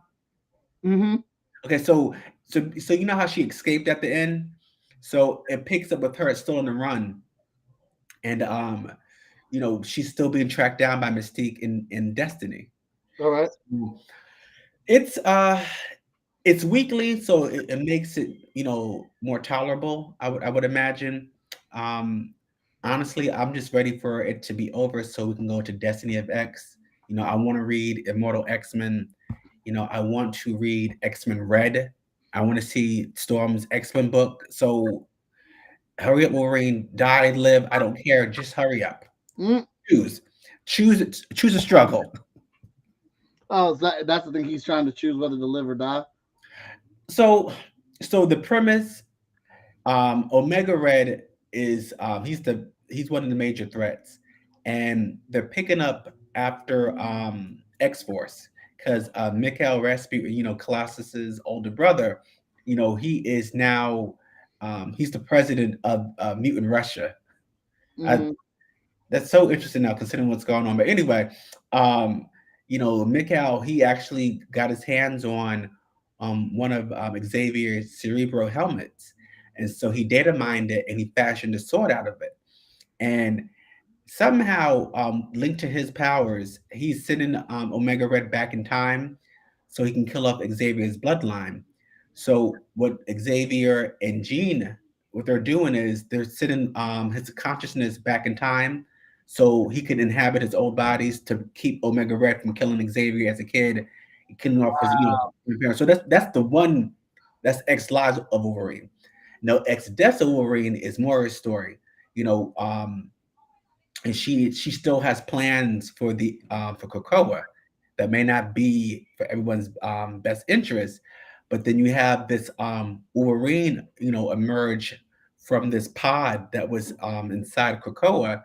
But you notice that he is kind of like linked with the Phalanx, so he has all like the computer code on his body, and his mission is to kill Moira. And see, I don't really want to spoil a lot of. Yeah, 'cause I want you to read it. I'm not going to say too much because it gets really trippy, and they don't pull any punches whatsoever.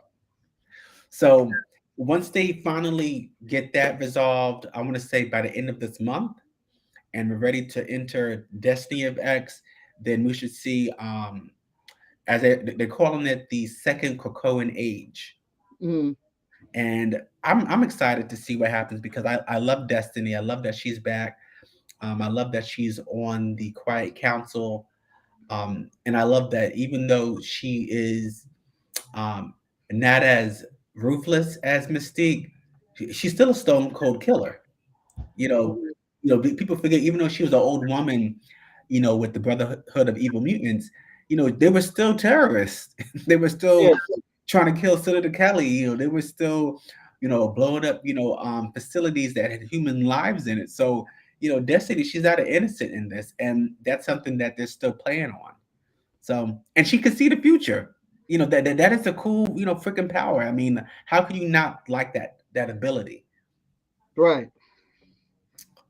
But yeah, and I think Brian told me, or he brought it to my attention early on in our friendship because he was reading, the her book, and then when I was talking about the sequel, when I was writing the sequel, and then when I was working on her number zero, he said, your character seems to be surrounded by a lot of characters who could see the future, and I was like, I never noticed that. And then I'm thinking like, well, is it like a subconscious thing that I'm doing?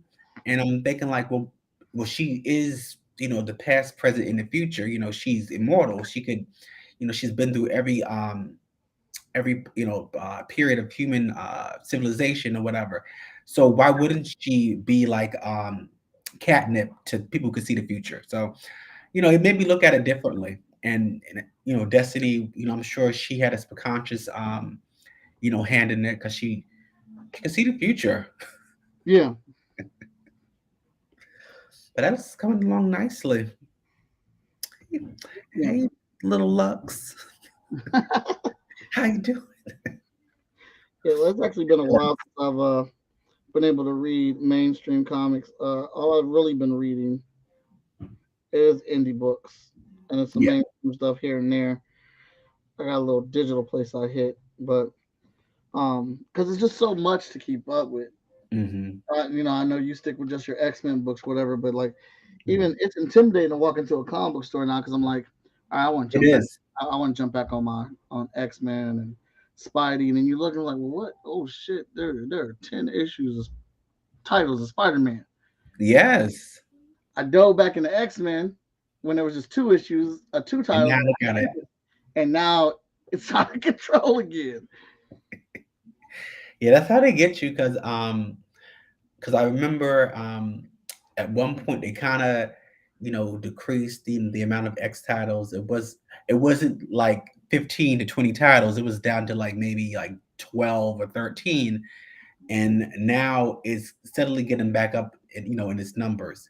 Yeah, Um, like for me, like I read a lot of it online, and I don't feel beholden to read every issue. Like for instance, um, I don't touch Wolverine. Like even though I love the character, I don't need to see his solo adventures. I don't care enough.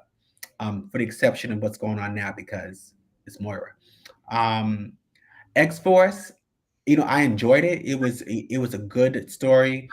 I enjoyed like the team they had for it. They made Beast into a real monster. In that title. did they? It's to the point where you can't see where he's different from, Age of Apocalypse Beast. It's like the same character now. Really? Oh, he is dark. He is so dark. Um, like for instance, when they had the resurrection protocols. Yeah. So when Omega Red was revealed to be a sleeper agent for the Vampire Nation, don't ask. Um, they killed him, and so when they brought him back, you know, um, Beast made sure to remove his memories, and he also removed a portion of his mutant power. So it's like he plays with people now, um, and I like the fact that with X Force, we get to see Sage, You know Sage from Yeah. Extreme X-Men. I'm glad that this character is finally getting some type of recognition. So they I think she's going to have more of a physical role for Destiny of X. But that book I was enjoying, but then then it became about Wolverine again. The last two issues were just about him. Like he has his own book. Like this is a team book that should show Wolverine. It should show Sage. It should show Deadpool on occasion. It should show Beast, Quentin Quire. Um, what else? It's just, like, I mean, that's what I really liked about the '90s books were my books. Well, yeah. They had a very good balance of team. Like you got just enough Wolverine to make you Mhm. happy. It wasn't oversaturated. And, Mhm. other characters got to shine. I don't know why people don't know what that formula is anymore. Like now it's just stick him in here because we know he's popular, and it's like, And that's what it is, though, because they know it's going to sell. yeah, but like he's popular because he was handled Mhm. efficiently. You got to make us want to see the dude. But keep in Like, mind, I mean, I want to say they, Brian Michael Bendis, like he had Wolverine on the New Avengers, and then Chuck Austin, he actually had a panel where Cyclops was telling Wolverine, "I need you on the Astonishing team, I need you on this team, and I need you on this." It was like that's not realistic. mm, Yes, I realize it's a comic book. I realize these characters have these amazing powers, but it was frustrating seeing Wolverine in every book because he was taking a spot from a character that we could have seen. yeah. Like I would have, like for me personally, like I love the character Maggot. I know I'm going to be laughed at and probably shamed about it, but Why they making this toy now? exactly. I'm glad that he's finally being featured more. They showed him in Children of the Atom miniseries. You know, I want to see him on an active team. Like I haven't seen him as an X-Man, honestly, since I was 14 years old. It's Right. time to fix it. Like where has he been? So remember he was killed off in Neverland, Weapon X series back in I want to say 2002. And then when they had the resurrection protocols introduced in House of X, he popped up again within the last 2 years. So put him on a team, you know. But again, they don't really focus on the black characters like that. They go to Mm, Storm, they go to Bishop. And that's very telling considering that the X-Men have been around since 1963 and you only have two prominent black members. And you think about the time span, between Storm's introduction in 1975 to Bishop's introduction in 1991 of a black character. Bless you. thank you. Um, I don't understand it. We had the black supporting characters. Stevie Hunter, Hmm. Kitty's dance instructor. Now she's working for what is she? She's in politics now, which I like how they finally acknowledged this character that we hadn't seen since 1991. So I'm also aware that you know I know who's writing the books. Hmm. I know who who they're catering to, but you guys do have black fans who enjoy reading X titles. I've been a fan now for the last I want to say 30 years. Yeah, Yeah. I want to say 30 years because I started reading the books in 1992. I'm old. Yeah. I remember when the cartoon first came out on Fox. Hmm. So that's how old I am. I remember when it came out, the first season. Hey, But we all remember Sinister, that. I remember looked Sinister at wearing the lipstick. huh? Remember when Sinister when he first came out, Yeah. he had on the shiny black lipstick. It's like he did not wear no lipstick in the comic books, and his I teeth don't, were not sharp. I don't know whose idea that was in the studio, but um, I'm excited they're bringing the cartoon back. I can't wait to see what they do with it. So I legit screamed and screamed and screamed some more. I actually got a headache because remember when they had Disney Plus Day and it was showing like all of like the little teasers and they had the She-Hulk teaser which looked amazing. Um, Hmm. or should I say sensational. Yeah. Um, then they had you know, what was another show that's come out? Ghost, Moon Knight. So they Mhm. had these little, shows that were popping up, and then they said X-Men '97. I screamed so loud in this apartment, but I'm excited about that. I'm kind of sad. Well, I'm not kind of sad. I am sad that the voice actor of Cyclops passed away, and Wow. I want to say the voice actor of Magneto passed away. But the rest of the cast, for the exception of Jubilee, they're returning. So I I really can't. I can't wait. I literally can't wait. I need them to have the show out now. I need for it to be on my screen. I need them to keep the same theme song. Don't tweak it. You Don't know, tweak it, nothing. just leave it alone. You could change the visuals so you could update it so it could show their current costumes. Yeah, you could do that, but don't change the Whitney Houston I Mean Baby Tonight inspired X-Men intro. Don't change it. Do it for Whitney. Do it for Whitney. Do it for Whitney. I'm here for it. Me too. Me too. I am here for it. Like I said, I'm a big Marvel fan, so I'm here for all the MCU shows. I was ecstatic when they said the cartoon as well. I was like, so how are they about to fit this in? Because that means that's MCU. It is. That's MCU stuff. So I'm dying to know how they're gonna work the X-Men in. Professor X's voice I heard in Doctor Strange's trailer. I You said that. confirmed it. I was like, that's Picard. That is John Luke Yes. Picard. That's not that Yes. that young dude. That is John Luke Picard right there in that trailer. Make it so. Yeah, make it so. Like I cannot wait to see it. I'm like, I'm gonna go. It's gonna be crazy. Like only Marvel can drop 3 Endgame movies in a row. Basically. Endgame, No I Way mean, Home, and now Doctor Strange. because and I just read this last night.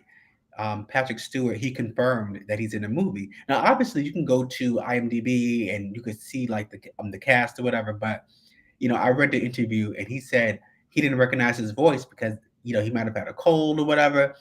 But this man, he legit said, "Yes, I'm in Doctor Strange." So that makes you think, okay, Xavier in the comic books was a part of the Illuminati, you know, Hmm. alongside Reed Richards and Black Panther for a little bit, and Yep. I think when Xavier was killed off at the time, then Beast took over. Yeah, because this was also shown in Secret Avengers. No, not Secret Avengers, New Avengers. Um, Black Bolt, uh, Namor, and I think I said Iron Man already, but I'm not sure. No, you So didn't. I didn't say okay. So for me, like that alone that's colossal, and for him to say perhaps we should tell him the truth, and you hear that, well, you like, I want to go crazy in the movie theater. Like I'll start Yeah. speaking tongues, and I want to do like a cartwheel down the aisle. Um, I want to do all of that, and I want to probably run out the movie theater butt naked. Ah, Yes. Well, but I'm gonna keep my mask on because COVID. COVID. Right. Absolutely. But I remember when X-Men 3 came out, my mom, my brother, and my grandfather, we all went together. And so, we had a thing in our house that, okay, for every X-Men movie, we're going opening night. We don't care how many people. This is before you could buy stuff online. So we're going back, 2006-ish, whatever. Hmm. And I remember, my mom sat next to me and, we're watching the scene where, Jean is killing Professor X. And so, to me, they're still one of my favorite scenes. They had the battle of the wills or whatever. And, Xavier can't stand up because, of course, he's disabled. But Jean, she slowly gets out of her chair and she starts she lifts him up telekinetically and you start seeing the skin peel back on his knuckles. Hmm.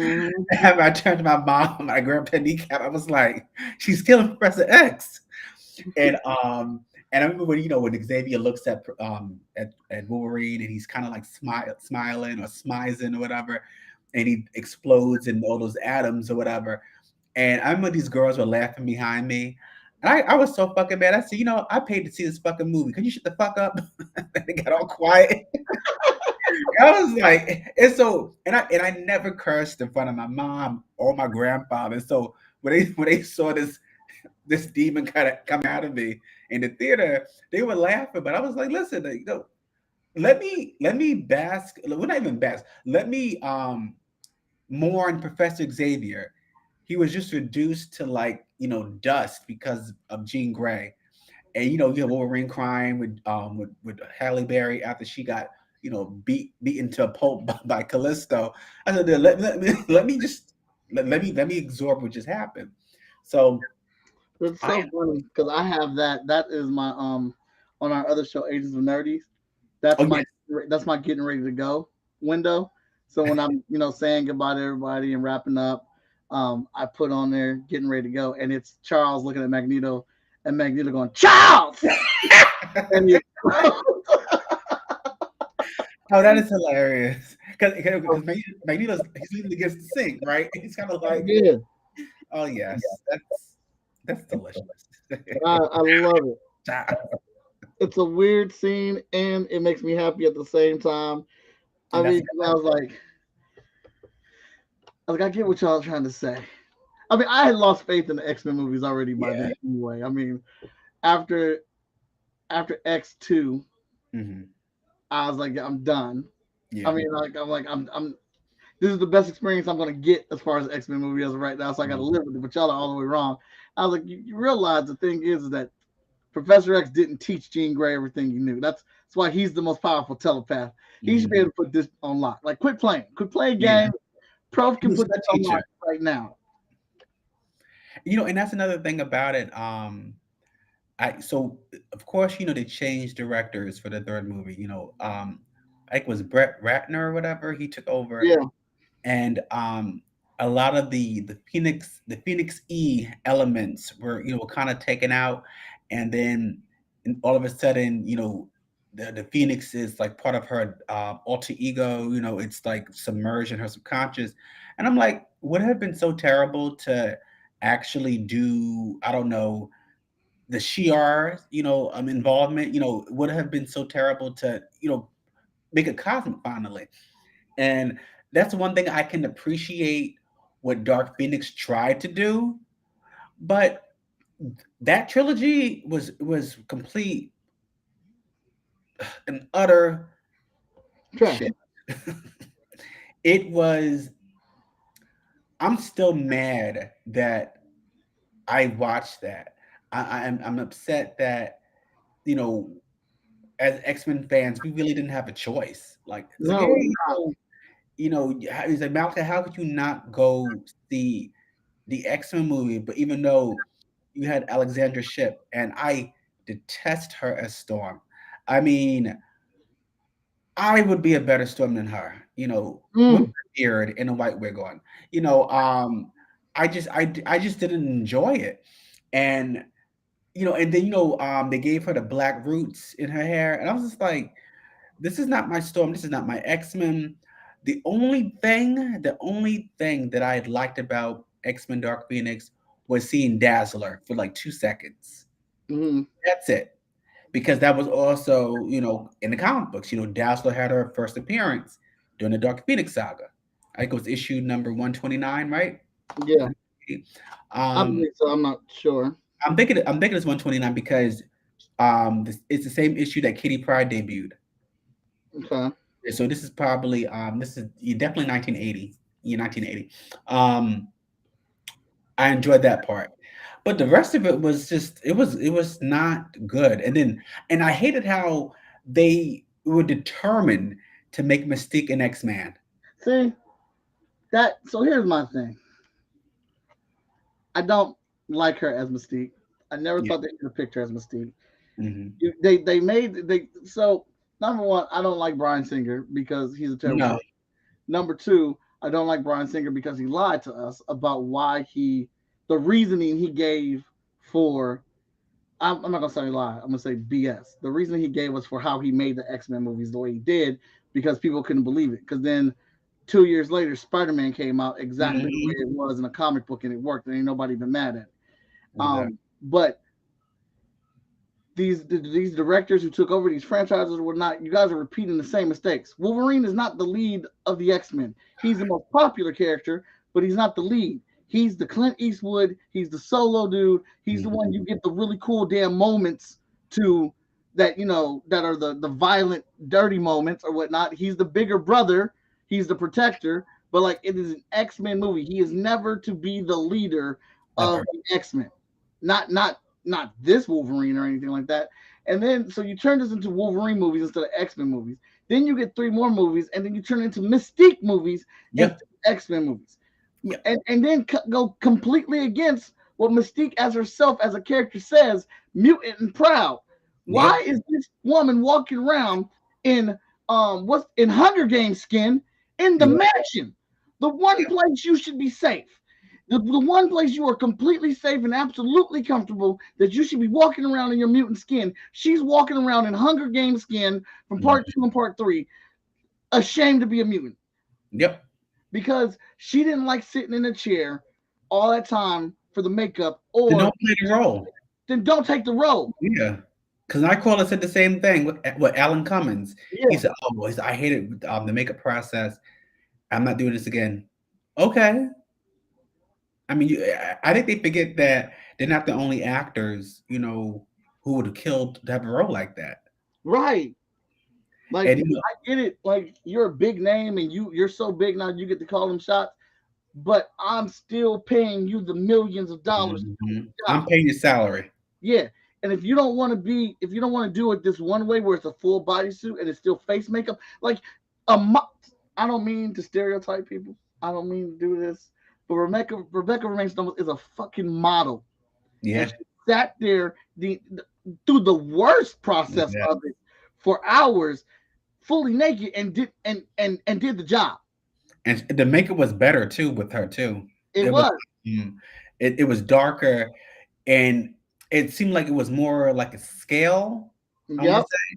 But then when you look at Jennifer Lawrence, it was kind of like light blue in some areas, kind of spotty, but not in a good way.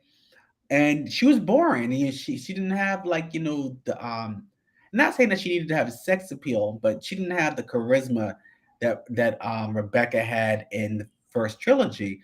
And I know you've probably seen this meme too, but someone said Rebecca Romaine Stamos, or Rebecca Romaine, because she's not married to him anymore. She didn't slide across for, on her bare beat, for Jennifer Lawrence to mess up the character. I have seen that meme. It's absolutely true. I gotta find it. I want to post that later tonight. That's a good meme. Because Rebecca Romaine Stamos did the job.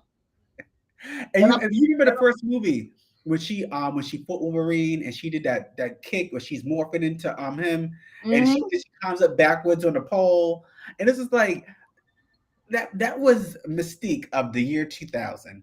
And then by the time you get to 2010, Jennifer Lawrence, by the time 2010 comes out, we have X-Men First Class, which was an okay movie. I'll give them that.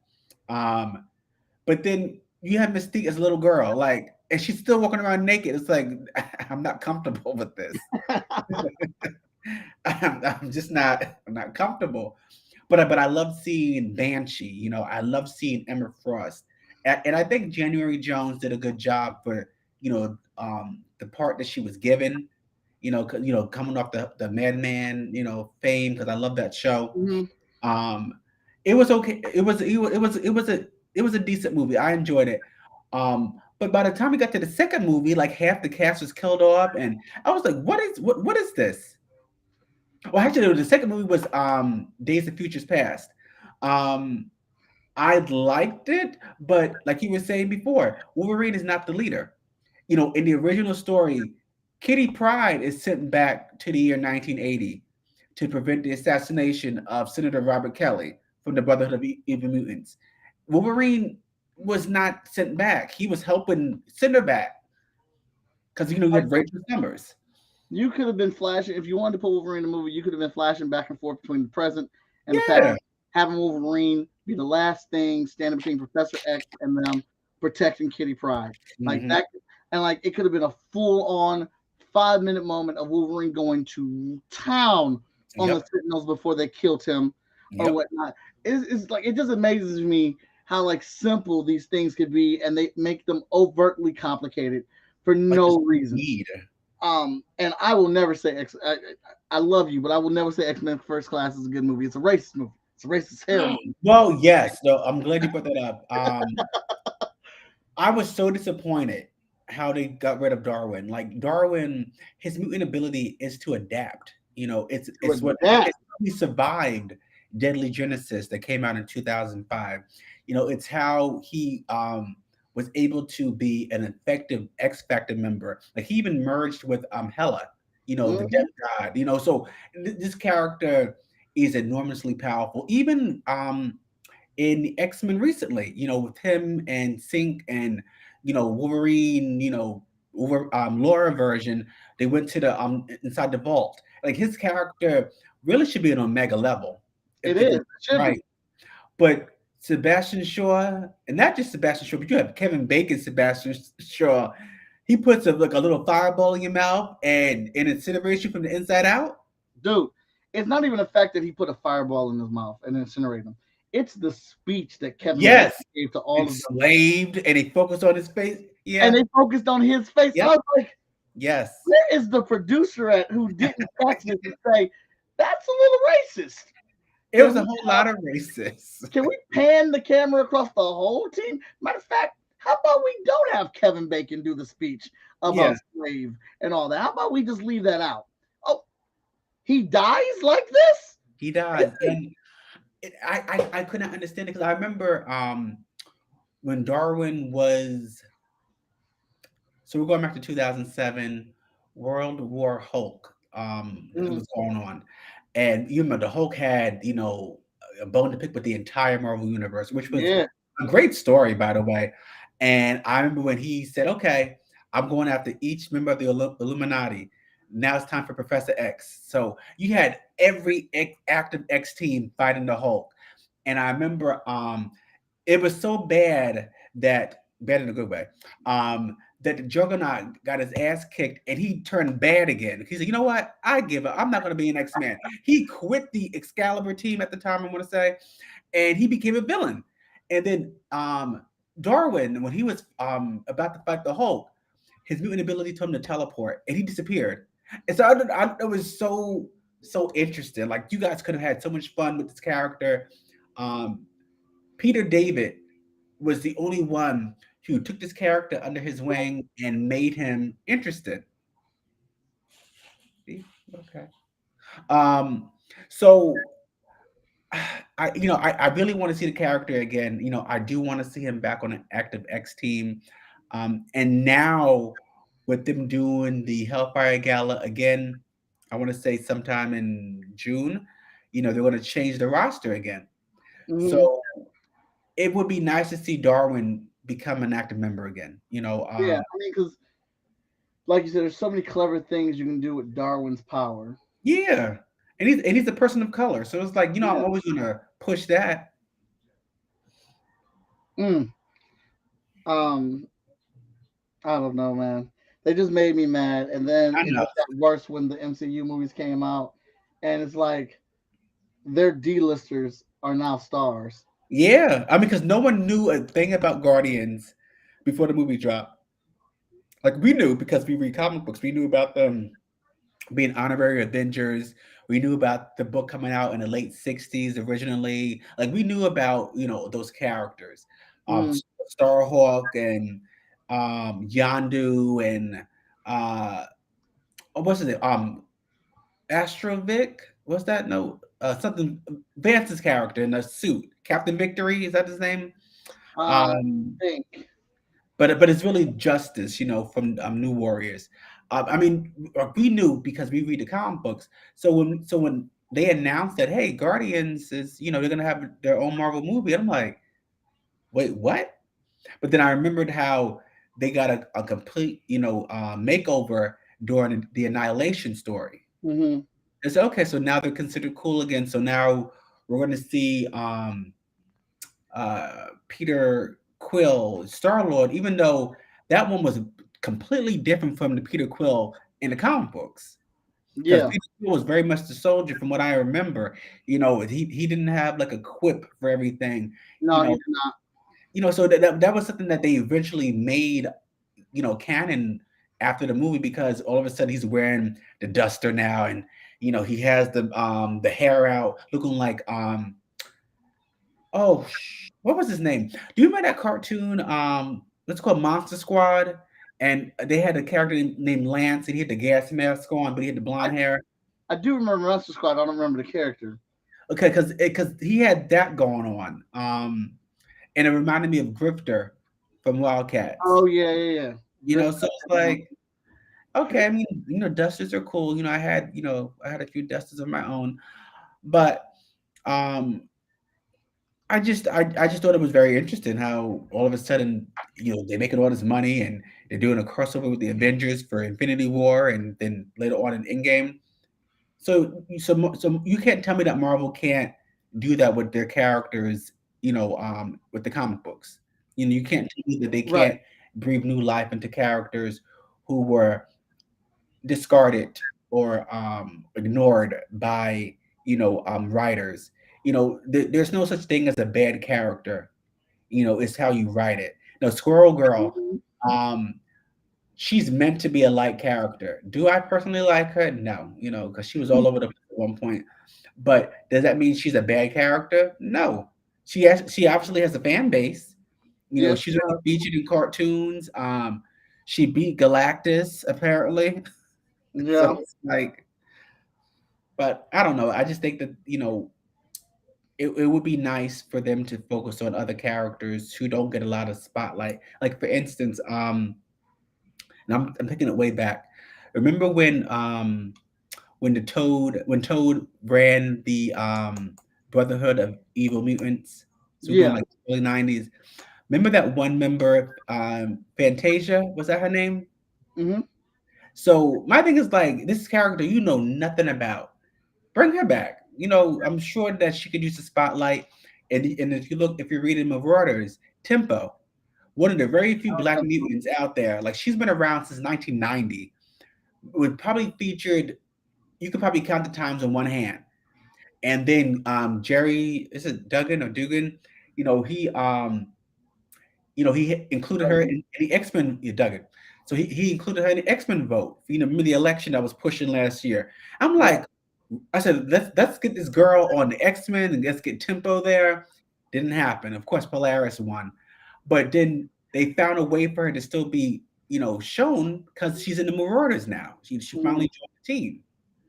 So you can't tell me that you can't, find room for these characters. There was another one. Remember Trinity? Yeah. Remember where has she been? I have not seen her since I was 13.